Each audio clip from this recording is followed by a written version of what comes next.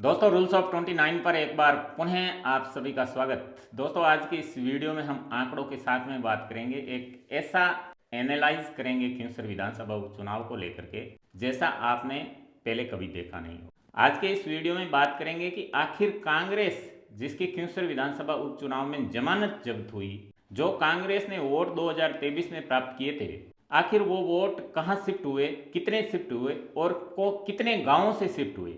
क्या वो vote RLP की बजाय बीजेपी में ज्यादा शिफ्ट हुए जैसा कि दिख रहा है। और दुर्ग सिंह चौहान के जो वोट थे जो उन्होंने 2023 के विधानसभा चुनाव में प्राप्त किए थे, क्या वो सभी के सभी वोट बीजेपी के खाते में ट्रांसफर हुए हैं। आखिर हनुमान बेनीवाल के गढ़ को रेवतराम डांगा ने कैसे छीन लिया, ये पॉसिबल कैसे हुआ।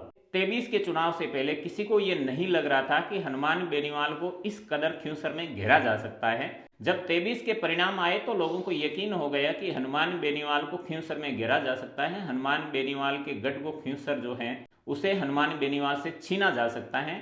और ये बात 23 के चुनाव के बाद में एक साल के अंदर अंदर रेवतराम डांगा ने सिद्ध कर दी। दोस्तों खिंवसर के जो 152 गांव हैं उनमें से 72 गांव कांग्रेस पार्टी को जो वोट मिले थे, इनमें से ज्यादातर जो वोट थे वो भाजपा के खेमे में गए, भाजपा के पाले में गए। और 47 गांव जो दुर्ग सिंह चौहान को जो 2023 में वोट मिले थे वो वोट सीधे तौर पर भारतीय जनता पार्टी के खाते में गए। दुर्ग सिंह के जो वोट थे वो पूरे के पूरे भारतीय जनता पार्टी के कैंडिडेट को मिले हैं। और कांग्रेस पार्टी के जो वोट थे वो 80% वोट बीजेपी के उम्मीदवार की तरफ शिफ्ट हुए हैं। और यही सबसे बड़ी हार की वजह बना, जैसा कि मैंने कल के वीडियो में भी आपको विश्लेषण के साथ में बताया था। दोस्तों खिंवसर के 152 गांवों में से केवल 5 गांव ऐसे थे जहां से कांग्रेस पार्टी बीजेपी और आरएलपी से आगे रही, जिसमें से रतन चौधरी के जो पीहर पक्ष के गांव थे और रतन चौधरी के जो ससुराल पक्ष का गांव था वहां से रतन चौधरी ने बीजेपी से लीड ली। अगर हम बड़े गांव की बात करें तो कुचेरा जो मिर्धा परिवार का गढ़ माना जाता है, कुचेरा गांव से अच्छे खासे वोट कांग्रेस पार्टी को हर चुनाव में मिलते आए, लेकिन इस चुनाव में कुचेरा से कांग्रेस पार्टी बुरी तरह से हारी है। और कुचेरा से जो मुकाबला रहा है वो भाजपा और आरएलपी के बीच में रहा है और भारतीय जनता पार्टी ने यहां से बड़ी लीड कुचेरा से आरएलपी पर ली है। 2023 के मुकाबले कुचेरा से कांग्रेस पार्टी के जो वोट कम हुए वो 6217 वोट थे। इन 6217 में से 2700 वोट आरएलपी के खाते में गए और 4500 वोट भारतीय जनता पार्टी के खाते में गए। यानी कुचेरा से भी भाजपा ने एक लंबी और अच्छी खासी लीड ली, जिसका सीधा सा कारण है कि मिर्धा परिवार के बड़े सदस्य ज्योति मिर्धा की बात कर लो या रिछपाल मिर्धा की बात कर लो, भारतीय जनता पार्टी के उम्मीदवार के साथ में होना। दोस्तों अगर बात करें हम, एक और नेता थे जगदीश बिडियासर। जगदीश बिडियासर के गांव में बीजेपी ने जबरदस्त लीड दी है, आरएलपी को भी अच्छे खासे वोट मिले हैं। जगदीश बिडियासर के गांव में कांग्रेस पार्टी को 2023 के चुनाव में 401 वोट मिलते हैं। इन 401 वोट में से जो भाजपा के पाले में शिफ्ट हुए उसकी संख्या 283 थी। यानी यहां पर भी कांग्रेस के जो वोट है वो भाजपा के खाते में ज्यादा गए। जगदीश बिडियासर के गांव में 2023 के चुनाव में जो निर्दलीय प्रत्याशी से दुर्ग सिंह चौहान, जो इस बार उपचुनाव में भाजपा के साथ में खड़े थे, रेवतराम डांगा के साथ में पसीना बहा रहे थे, उस चुनाव में दुर्ग सिंह चौहान को 193 वोट मिलते हैं। और उन 193 में से 183 जो वोट थे वो बीजेपी के खाते में गए। यानी दुर्ग सिंह चौहान का भाजपा के साथ में आ जाना, रेवतराम डांगा के साथ में आ जाना एक संजीवनी साबित हुआ। और दुर्ग सिंह चौहान को लेकर के, उनके वोटों को लेकर के पहले भी ये चर्चा की जा रही थी कि दुर्ग सिंह चौहान के खिंवसर एरिया में जो 15 से 20 हजार वोट हैं वो बिना दुर्ग सिंह की इजाजत से वोट देने तक नहीं जाएंगे, इतने पक्के वोट हैं।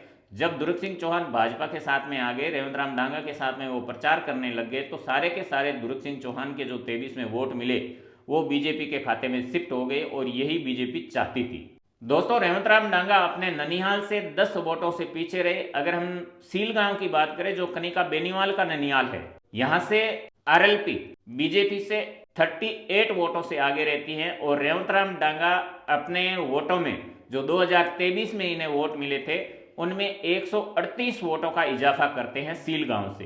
बात अगर हम खिंवसर की करें, खिंवसर जो बेनीवाल का गढ़ माना जाता रहा है, खिंवसर जहां से बेनीवाल हमेशा से अजय रहे हैं, खिंवसर से 3011 वोटों की रेवतराम डांगा ने एक बड़ी लीड आरएलपी पे ली। 2023 में दोस्तों कांग्रेस ने जिन गांवों में अच्छे खासे वोट प्राप्त किए थे उनमें से 72 गांव ऐसे रहे जहां कांग्रेस के ज्यादातर वोट भारतीय जनता पार्टी के खाते में गए। 72 गांव में भाजपा ने कांग्रेस के सबसे ज्यादा वोट लिए और वो आरएलपी से आगे रही। वहीं आरएलपी की बात करें तो कांग्रेस के जो वोट थे वो 4 गांव ऐसे थे जहां आरएलपी को 2023 में जो कांग्रेस को वोट पड़े वो इस चुनाव में आरएलपी को ज्यादा वोट पड़े बीजेपी के मुकाबले।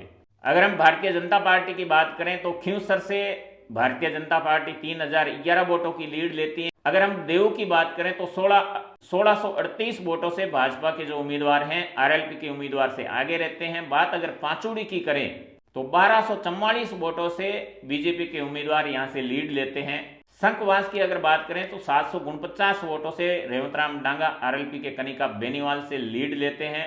दोस्तों इस चुनाव में 2023 के मुकाबले 20 ऐसे गांव थे जहां आरएलपी बुरी तरह से पिछड़ी है। आरएलपी उन 20 गांवों में कमजोर हुई है।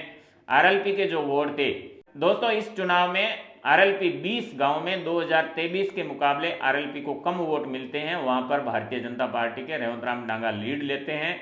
तो इस प्रकार से ये चुनाव के समीकरण रहे, इस प्रकार के आंकड़े रहे। इस चुनाव में सबसे ज्यादा जिस फैक्टर ने काम किया वो फैक्टर था दुर्ग सिंह चौहान, अशोक चौधरी और कांग्रेस पार्टी। सबसे बड़ा जो फैक्टर बन करके आया वो कांग्रेस पार्टी थी। जिस तरह से कांग्रेस पार्टी ने 23 के चुनाव में प्रदर्शन किया, हमेशा से कांग्रेस पार्टी आरएलपी के जो सुप्रीमो हैं हनुमान बेनीवाल, इनकी पार्टी के सामने चुनाव लड़ती आई है। लेकिन जिस तरह से इस बार कांग्रेस पार्टी का प्रदर्शन रहा, ऐसा प्रदर्शन पहले कभी देखा नहीं गया। लगभग त्रिकोणीय मुकाबला होता था और उस त्रिकोणीय मुकाबले में हनुमान बेनीवाल यहां से जीत पाने में कामयाब हो जाते थे। लेकिन इस बार जैसे कि हनुमान बेनीवाल आरोप लगा रहे थे कि मुझे हराने के लिए कांग्रेस और भाजपा जो दो धुर विरोधी पार्टियां हैं वो खींवसर में एक हो गई हैं। और जब परिणाम निकल करके सामने आए तो हनुमान बेनीवाल जिस तरह का आरोप लगा रहे थे, कहीं न कहीं उन आरोपों में थोड़ी सच्चाई नजर आती है, क्योंकि कांग्रेस पार्टी का इस तरह से इतना कमजोर प्रदर्शन खींवसर के इतिहास में पहले कभी देखा नहीं गया। कांग्रेस पार्टी खींवसर में एक अच्छी खासी पकड़ रखती थी, वो कांग्रेस पार्टी खींवसर में अपनी जमानत बचा पाने में कामयाब नहीं होती है। और वही जो कांग्रेस पार्टी के जो वोट थे जो 2023 में कांग्रेस के उम्मीदवार को मिले, वो वोट इधर उधर शिफ्ट होते हैं और वो ज़्यादा शिफ्टिंग भारतीय जनता पार्टी के खाते में चली जाती हैं, जिसकी वजह से ये चुनाव बड़ा मज़ेदार हो जाता है, बड़ा रोमांचक हो जाता है और रेवतराम डांगा एक बड़ी लीड ले पाने में कामयाब हो जाते हैं, जैसा कि हमने परिणामों में देखा भी। अब देखने वाली बात यह है कि हनुमान बेनीवाल खींवसर को लेकर के अब आगे किस तरह की राजनीति करते हैं। खींवसर को लेकर के अब हनुमान बेनीवाल आगे किस रणनीति के तहत लोगों के बीच में जाते हैं, किन वादों के किन दावों के साथ में लोगों के बीच में जाते हैं और लोग हनुमान बेनीवाल पर क्या फिर से विश्वास कर पाएंगे, क्या लोग हनुमान बेनीवाल के साथ में फिर से जुड़ पाएंगे। जैसा कि हनुमान बेनीवाल दावा भी कर रहे हैं कि 2023 के परिणामों पर आप ध्यान देंगे और 2024 के उपचुनाव के परिणामों पर ध्यान देंगे, तो लोग आरएलपी से टूटे नहीं हैं। जो लोग 2023 में आरएलपी के साथ में जुड़े थे वो तो जुड़े ही जुड़े, वहां आरएलपी नहीं पिछड़ी। केवल 20 गांवों में आरएलपी पिछड़ी, बाकी 152 गांव में से 132 गांव में आरएलपी ने अपनी जो यथास्थिति है उसे बना करके रखा। लेकिन हार और जीत के बीच में जो सबसे बड़ा कारण बन करके आए वो आए कांग्रेस पार्टी के वोट। वो आई कांग्रेस पार्टी के उम्मीदवार रतन चौधरी, जो एकदम से बुरी तरह से यहाँ खींवसर से चुनाव हार जाती हैं। और जब कांग्रेस पार्टी के वोट एकदम से 80% बीजेपी की तरफ शिफ्ट हो जाते हैं, फिर हनुमान बेनीवाल अपनी जो जीत थी उसे बरकरार रख पाने में कामयाब नहीं हुए।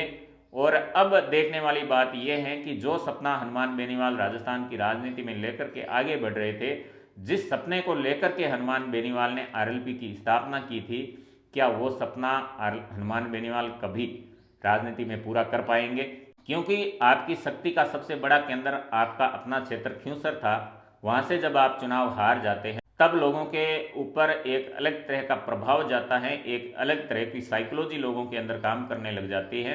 अब हनुमान बेनीवाल के सामने चुनौती है, सबसे पहली चुनौती ये है कि खींवसर को कैसे ही करके हासिल किया जाए। अब हनुमान बेनीवाल को खींवसर हासिल करने के लिए 4 साल इंतजार करना पड़ेगा। 4 साल लोगों के बीच में जाना होगा, लोगों के बीच में मेहनत करनी होगी। और अगला चुनाव जब 4 साल बाद आएगा, क्या उस समय हनुमान बेनीवाल खिंवसर को पुनः अपने कब्जे में लेने में कामयाब होंगे, ये तो आगे भविष्य के गर्भ में छिपा है। लेकिन राजस्थान की जो राजनीति है, जो राजस्थान की राजनीति में जो सपने लेकर के हनुमान बेनीवाल आए थे, आगे बढ़ रहे थे, उन सपनों में कहीं न कहीं ब्रेक लगा है इस खिंवसर की हार से। अब इस ब्रेकर को हनुमान बेनीवाल किस तरह से हटा पाते हैं, किस तरह से राजस्थान की राजनीति में आगे बढ़ पाते हैं, और जो सपना लेकर के हनुमान बेनीवाल आए थे, क्या वो सपने को लेकर के हनुमान बेनीवाल उसी ताकत के साथ में राजस्थान की राजनीति में पुनः सक्रिय होंगे? क्योंकि पिछले कई सालों की अगर हम बात करें तो 2008 के बाद में ऐसा पहला मौका है जब हनुमान बेनीवाल की आवाज़ राजस्थान की विधानसभा में सुनाई नहीं देगी। दोस्तों, आपने अपना कीमती समय दिया, उसके लिए बहुत बहुत आभार। अपना व अपनों का ख्याल रखते हुए हमसे जुड़े रहिएगा। धन्यवाद।